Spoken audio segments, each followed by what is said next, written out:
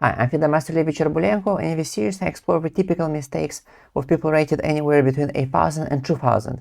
This is a first reaction, no engine analysis, of a chess.com game played between 1590 versus 1643. Let's start. Okay, so e4, c6, knight f3, d5. Okay, so the Caro-Kann defense, ed, cd, the exchange variation, bishop b5 check. I'm not so sure about this bishop b5 check, because black can just go bishop d7. Now, this bishop is much better than this bishop. Why? Because white, instead of bishop b5 check, white could have played instead d4, right? Put the pawn in the center. Let's say black plays like, let's say, knight f6, and now bishop d3. And this bishop is much better than this bishop. Why? Because you have to look at your pawns, especially the central pawns. The pawn is of a dark color, which means that this bishop is not interrupted, is not hindered, right? Whereas black has the central pawn on a light square, which means that this bishop, if they put it on e6 or b7 or c6 or whatever, this bishop is hindered by the d5 pawn. So this is black's worst piece, whereas this is white's best piece. When black in the future castles on the king side, this will be white's key piece to attack h7.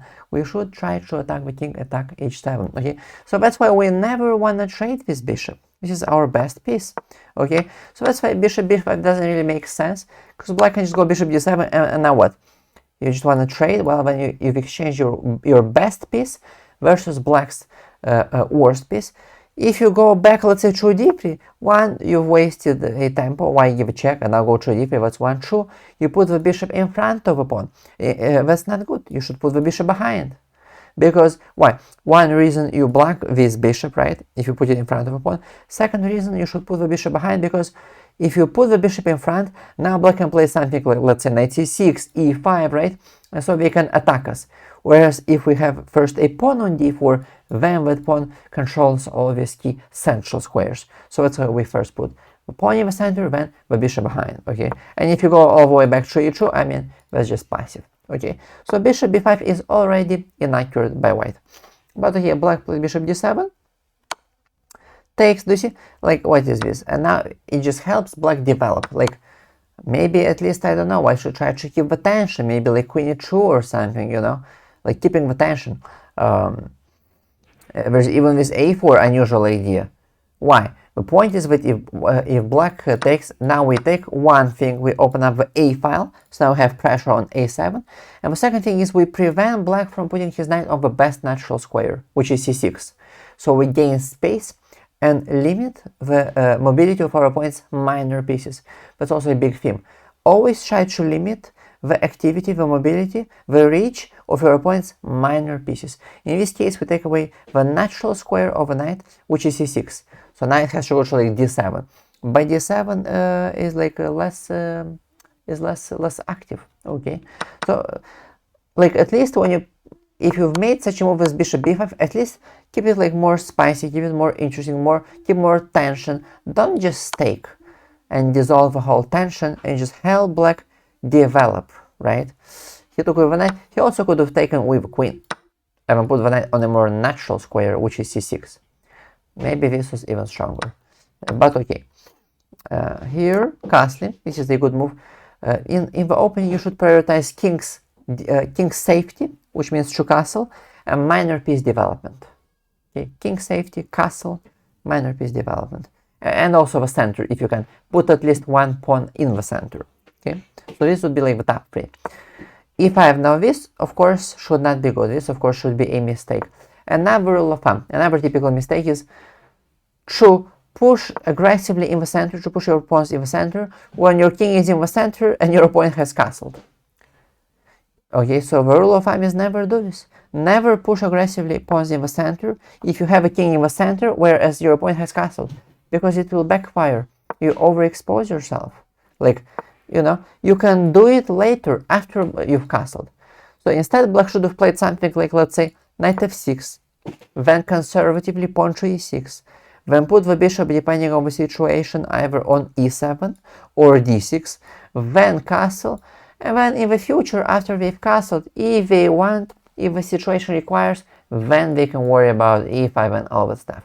But it is premature to play too aggressively in the center to overexpose yourself while you have a king in the center. It's too early. Okay, so if I have absolutely a mistake, white played d3. I mean, it's okay, but why not play rook e1? The most logical move, just rook e1. Putting pressure on e5. Now, if you play e4, now you can play d3.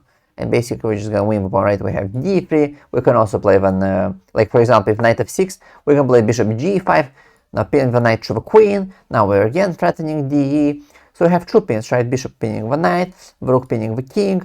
Next, we can also play knight c3, also attack the d5. Basically, black is just losing the e4 pawn. It's just over. It's just basically over. So that's like one idea. And if they play, what else can they play? I mean, if they play f6, that's weakening. That weakens two diagonals simultaneously: the h2g diagonal and the h5e diagonal. That's very bad. It also takes away the natural square from the knight, which is f6. So this is absolutely horrible for black, and white should have many moves, even like just a developing move like knight c3, even just like normal moves like knight c3, d3, just normal moves, and white should have an advantage because black just has all these weak light diagonals. You can play knight f6 to protect this pawn. We have to play like, let's say, knight e7. Again, not a natural square. It blocks the bishop on the fate. You know, like I said, just even a normal move like this, and black has very bad development. Next, we can also play just like knight h4, queen h5 check. Knight h4, queen h5. There's also, of course, ideas like d4, of course, maybe potentially, right? e4, knight d2. And next, we have ideas like f3. There's also ideas like queen h5 check and then take on d5, right? There's also ideas like c4, because it's all about this d5 pawn. If the d5 pawn goes away, everything crumbles. So you can play c4, knight c3, get rid of a d5 pawn, and then just also take the e4 pawn as well. You know, so there's this d4 idea as well, of course. Lots of ideas. There's also queen e2, by the way, idea instead of rook e1. What's the point? The point is, let's say we play like f6. Now we have this queen b5. Double attack on b7 and d5. Black would like to play knight b6 to protect both, but unfortunately they cannot, because the knight is blocked, is pinned. Okay, so this is also a big advantage for white. Do you see? So you should play more aggressively. You should play more aggressively than just d3. d3 is too passive. Okay, well, let's say knight f6. Okay, knight c3. Okay, that's okay, but why not rook e1? Rook e1 would be much more active, right? Attacking e5, and then if bishop d6, now we can play knight c3, or I don't know, yeah, knight c3 probably is fine. And then like bishop g5 or knight b5, or there's also just like c4, by the way, is it because you want to destroy black's pawn center, right? Because they control all these key squares. So c4 is interesting. Why? Because if they take, we activate the queen. We've destroyed their pawn center. Now they only have this e5 pawn, right? Or if they play d4, then they lose the pawn flexibility. It's usually good to keep pawns like this, not advance. If you're gonna advance the pawn with a pawn break. Like never advance d4. If you're gonna advance a pawn, it should always be a pawn break. Because if you advance with a pawn break, it's like initiative, you attack. Versus if you advance, like in this case, d4, you lose flexibility, you weaken the light squares, the e5 pawn loses its power, it now cannot move, because white simply takes, right? There's no more pawn break, there's weak light squares, and now white will eventually put their pieces on these light squares. Black also has a poor bishop, which is now restricted by his own dark pawns, you know. So this is definitely good for white, because white has light square control. Okay, so c4 is also pretty interesting, actually. But yeah, so this is what white again should have done, rook e1. But instead he played knight c3. Okay. Bishop e7, bishop g5. I mean, why not rook e1 again? Rook e1 is the best. Because now, in order to defend the pawn, what? Now black should play again bishop d6, wasting a tempo. And now it makes sense to play bishop g5, you know, pinning the knight and protecting knight d5 and all the stuff. There's even ideas like knight e5, by the way. Remember this tactic. Looks like we lose a piece, but after we take, we just go d4. And if we are not careful on castle, we just take, game over. Game over. So remember this idea. Because if you play d4, then you could, but then you just go e4. But you could take. Or if bishop e4 was same, just d4. And you get back a piece. Yeah. So rook e1, the most logical move. Yeah, bishop g5, not the best. Though not the worst either. It's also not bad, of course. It's not as good as rook e1, but also not bad. The threat is bishop f6. Now, if we take back with a knight, we're gonna take the pawn on e5. If we take back with a bishop, we're gonna take the pawn on d5. So it's also not bad, but maybe not as good as rook e1. But anyway, let's see, d4, 94, 94. Not so sure about this. This is probably a mistake, probably. A rule of thumb, by the way, in these kind of positions, you do not want to have a pawn on e4. You do not want to change the pawn structure. Why? For two reasons. One, if you have a pawn, let's just... what happened? Yeah, so, one, it blocks the e-file, which previously we had pressure on the e-file on the e5 pawn. Now there's no more pressure.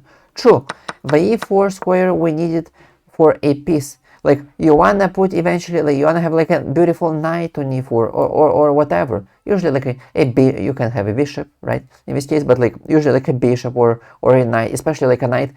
Very great central square. You attack all these key squares, right, key central squares. So this is the best square for the knight. You should never have a pawn. The pawn is absolutely useless. What does it do? Nothing. Whereas the knight is much better, right? So you should always keep such a square for a piece, not a pawn. Okay, so I mean, the easiest that white could have done is just 92. Let's say black castles, and now knight g3. These are very good knights. These are like Ruy Lopez knights, Spanish opening, right? Knights, very good knights. And now this knight again, in the future, not now, because now we're just gonna take it and we're gonna have to play d. But in the future, when I can go to e4, there is also this great f5 square. Let's just make some random move. Let's say rook c8. There's also knight f5. Very good square. And knight on f5 is like a rook, or even if knight even stronger actually.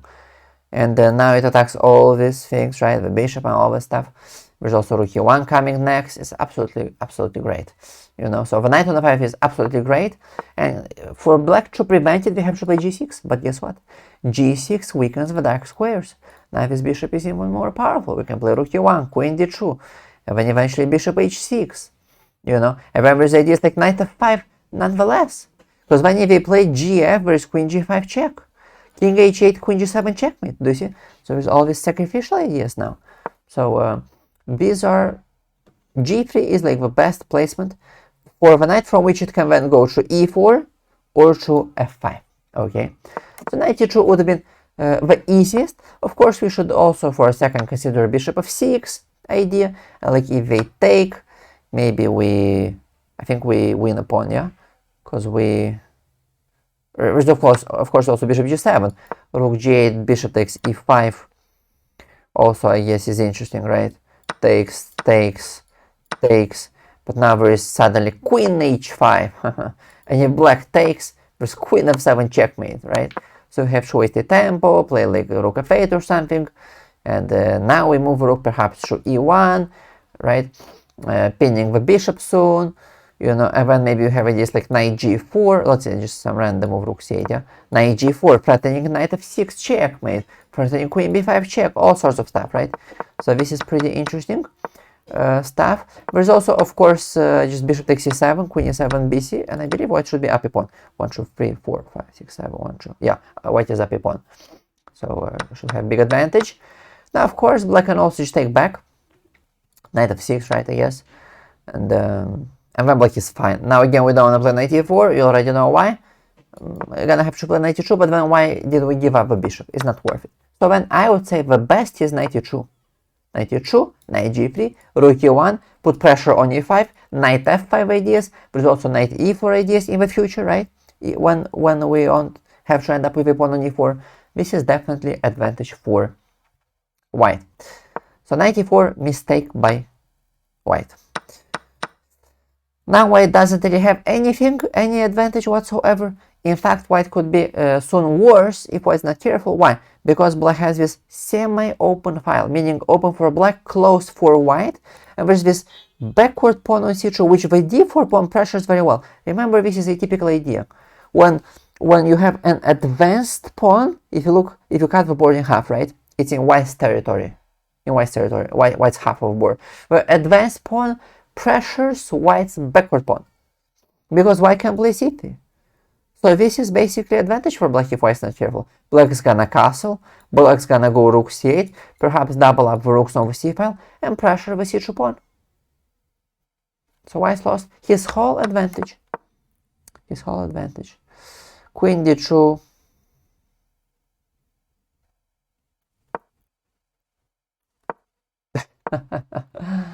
I mean, it's incongruent. Like, play rook e1, don't move the same piece twice.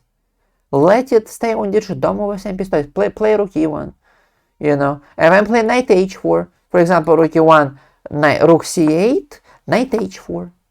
Create some attack. Make sense of queen d2. Put the knight on, let's say, just some random move, yeah? Knight f5, a move, queen g5, and now black is in fact lost. Like, make sense of your move. Of course, black would prevent it, like by g6 weakens the dark squares, and maybe still queen g5, still threatening knight f5, also pinning the knight, you see? Like, at least we create something, some attack. Don't just play queen d2, queen d3. Rook c8, good move. Rook, now this is weird. Why would you put the f rook on c1 and not the a rook? Why would you have this rook on a1? It doesn't make any sense. This rook on c1, this let it go to e1 or d1 in the future. And there's also the idea of c3, by the way. To get rid of this backward pawn, right? Just c3 takes, let's say like a6, yeah? c3 takes, no takes. I mean, if you take, we just take on e5, so it's fine. But there is this idea of c3, but rook f c1 makes no sense. Zero sense. Okay, here, c3 he played now. I mean, this would have been interesting, actually. Attacking this, putting pressure on this. I think I like this move. Because b6 is weakening the light squares. There's also now a4, a5, right? You should always use pawn hooks. Pawn hook means when your opponent like advances a pawn, you can make a pawn break through it. This is what it means. Oh, my opponent advanced a pawn? Can I make a pawn break through it? This creates weaknesses in your opponent's camp and opens up files for you. So automatically, when I see a move like b6, I think, oh, a4, a5. Why? Because one, I'm gonna open up the rook, the a file. Two, I'm gonna create a weakness. How? Very simple. If they take, you'll have an isolated pawn. If they don't take, I take, and they take with a piece, still isolated pawn. If they take with the a pawn, still isolated pawn. Also weak square in front of it, which is b5, right? Because they can't attack b5 with a pawn. So, I mean, so the knight b6 they can play because of queen e5. This is not so simple to defend it. The queen is just active. It can go through d5 at some point, right? It's just use your most powerful piece, right? You have a most powerful piece, like 9 points, and you keep it on d3 guarding a pawn. Think about it. You have 9 points guarding 1 point. It makes no sense.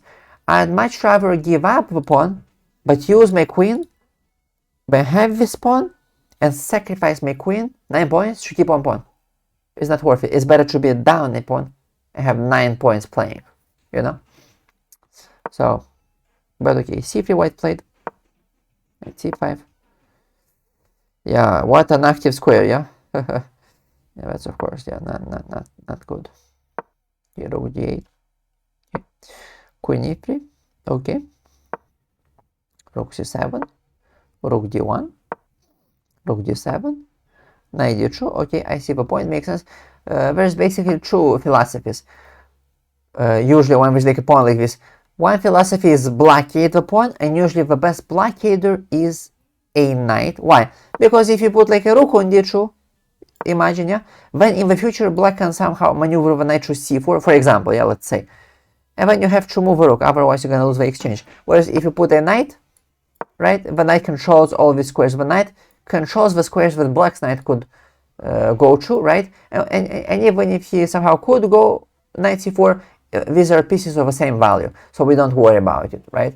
So that's why a knight, because the knight can oppose your opponent's knight, whereas the rook cannot, okay? So there's two philosophies. One, we blockade the pawn, and we use the knight.